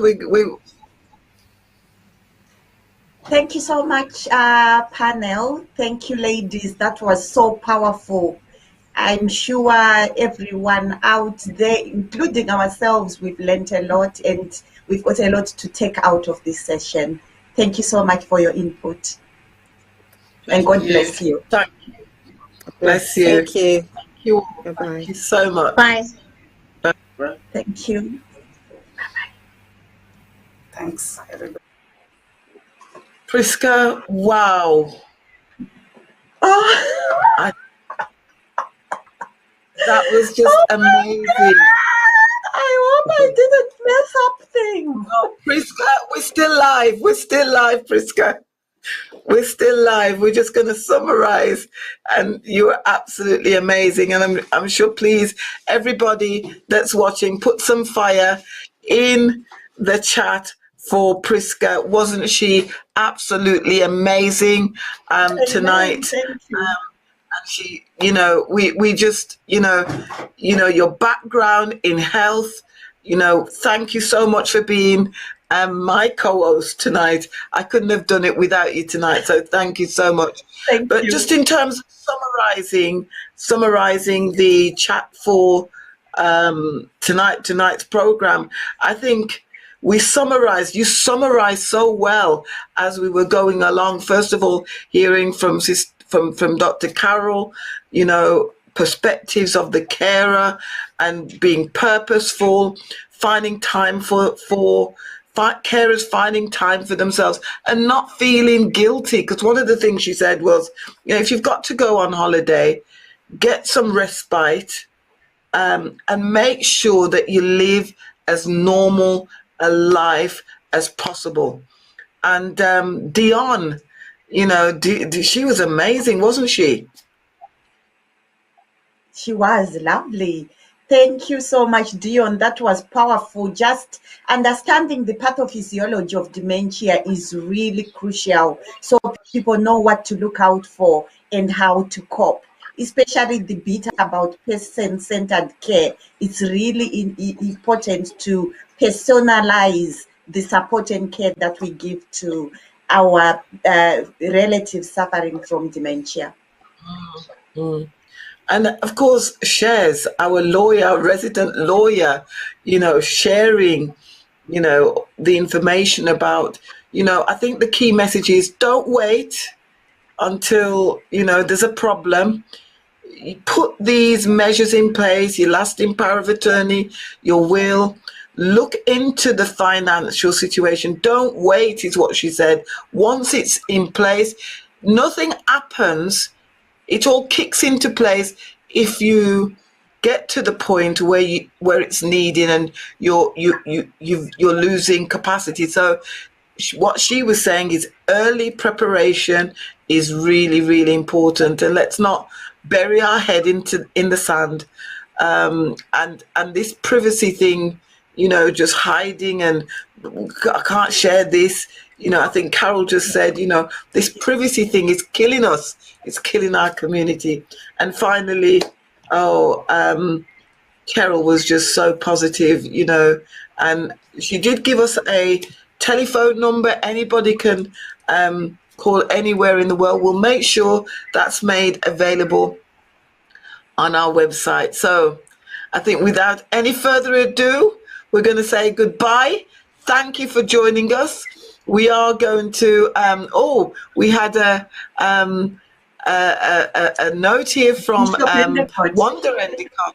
Yeah. Yes. Thanking all the team for putting this so important topic together. Thank you. Thank you for that feedback. Bishop Endicott and Sister Wanda and all the brethren in Germany. I know we had someone in from Florida and also Malta and South Wales. You know, all of you that's taken the time to join us this evening, we really, really appreciate you. I'm going to give you the last word, Priska, before we close out with that beautiful song from Melanie Endicott.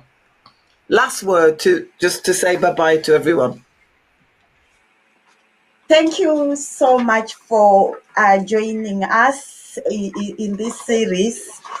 The last three most important things that I have taken out of this series is be prepared, be purposeful, and have some self-care if you are a carer. And, you know, this series has been really powerful because everybody is touched by dementia in one form or another. So this has been really powerful. We've been equipped with the knowledge, skills, and understanding of supporting people living with dementia, especially us from the Black and ethnic minorities. You know, God is awesome. It is important to understand dementia as a condition, not to stigmatize, to feel embarrassed about it. Thank you so much for joining us. It's been a pleasure fellowshipping with you and connecting with you. Amen. Thank you. And goodbye.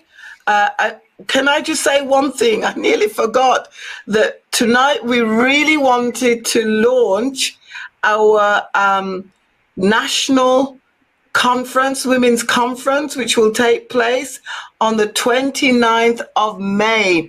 And our theme is redigging the wells, redig your wells, repositioning for revival. I'm so excited to announce that we will have Dr. Cindy Trim from USA joining us on our virtual conference with prophetic impartations. We have guest speakers, as you can see, Minister Roxanne Varlock from the USA. We will have Dr. Carol Tomlin from Very here in the UK, our own Shamara Fletcher talking about your inheritance, millennials, redig the wells, it's your inheritance, and Dr. Kate Coleman talking about women in leadership.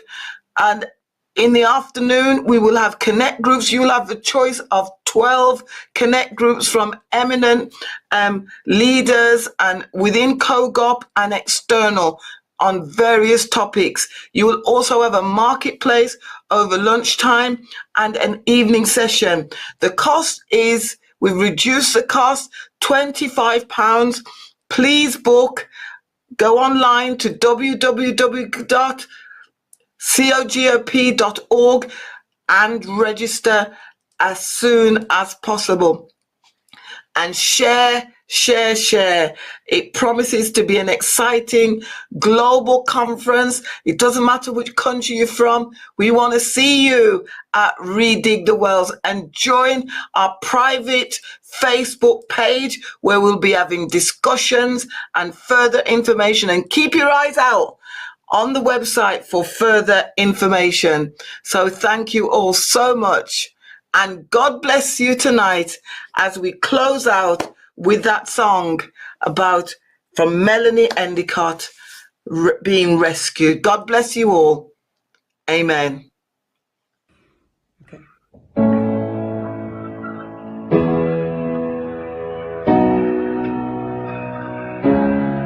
You are not hidden. There's never been a moment you were forgotten. You are not hopeless. You have been broken, your innocence stolen. I hear you whisper underneath your breath. I hear your SOS, your SOS. I will send out an army to find you. In the middle of the darkest night, it's true, I will rescue you. There is no distance that cannot be covered over and over. You're not defenseless. I'll be your shelter, I'll be your armor. I hear you whisper underneath your breath. I hear your SOS, your SOS. I will send out an army to find you in the middle of the darkest night. It's true, I will rescue you. Oh, I will never stop marching to reach you in the middle of the hardest fight. It's true, I will rescue you. I hear you whisper underneath your breath. I hear you whisper.